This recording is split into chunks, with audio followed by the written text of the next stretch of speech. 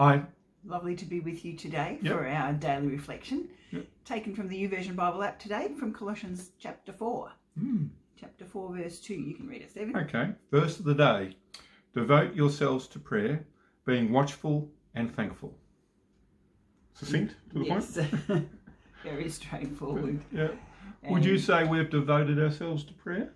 Well, I wouldn't say that you and I get up every morning and pray together and then pray before we go off anywhere and then pray when we get back together again. I remember when we first went to India, they'd pray every time we did anything, didn't you? Yeah. It wasn't just before meals. And often when we pray before meals, it's not just thanking for the food, there'll be something else we add to it. But get in the car, they would pray, I suppose, on Indian roads in Madras or Chennai, and there was good reason to do that. Yeah. But it did alert us to the fact that they lived in this constant conversation with God in a way that we certainly didn't. In a corporate sense, I suppose. Yeah. I suppose we do it a bit more like that, don't we? We tend to... We individualise it a bit more, I think, and talk about our prayer life as in, well, I feel like I'm constantly in a conversation with God about what's going on and how to do things, and it's just become a natural thing. I suppose a bit like that song from Keith Green, that I make my life a prayer to you. That song. You had to sing it, didn't you? Yeah, I did. To remember, but that's something I've chosen consciously to do to the point that I'm just doing it all the time, and I don't think I am, but I really am. If you know, which is another thing Paul says about pray without ceasing, which is not quite here, but it does just talk about devoting yourself to prayer. And often we think of prayer with grandiose prayers or anything like that, but really, I take it as a conversation. It's really a conversation with God about your life and about the day and what's going on and what's happening next. Yeah. But also there's intentionally praying for situations and for people and for friends. And like you pray for car parks? I pray for car parks. No. I'm an avid car park. Well, it happens though when I pray, doesn't it? And I pray for a short queue when we get to the checkout, and that happens especially if there's a long queue and I'm walking around the supermarket and I pray. Not always, not when I'm around. God, maybe I'm the problem. Yep. So that's a constant true. prayer. We've had a pretty amazing answers to prayer for car park, I have to say. I remember one hot Christmas Eve when we had a car full of 5 kids and us, and it was 40 degrees, and we were doing our last minute shopping, and we were on our way to a big shopping mall in Melbourne.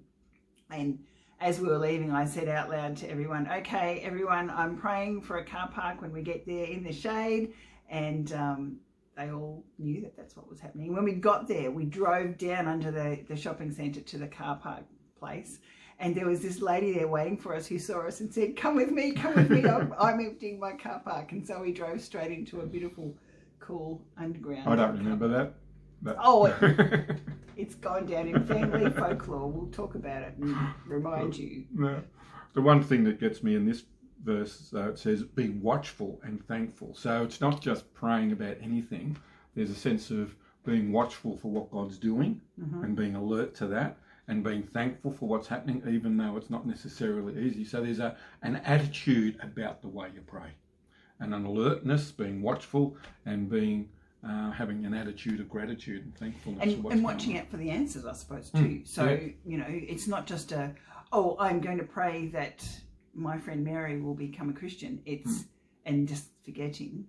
It's watching what happens with Mary and seeing how it all comes and being constantly asking God about that and connecting with Mary and seeing how she's going. It's that sort of watching, isn't it?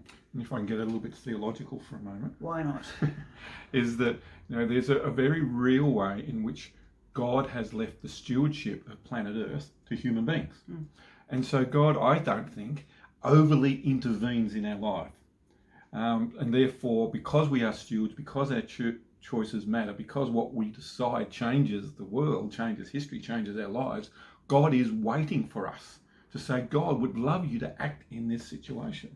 Now, a lot of those situations, someone else has to act to make it happen, so God's not going to force their will either. It all comes down to our choices. He is giving us freedom of choice. Exactly. And so therefore our prayers matter. And giving our desires to God about what we desire and being alert and watchful for what God's doing means we're in a partnership with God as our lives unravel and the lives of those around us. So that's probably enough. Unravel or unfold? Unfold. Unravel is not a good word, is it? Work its way out. I hope that's helpful. Yeah, good to talk. See ya. Bye.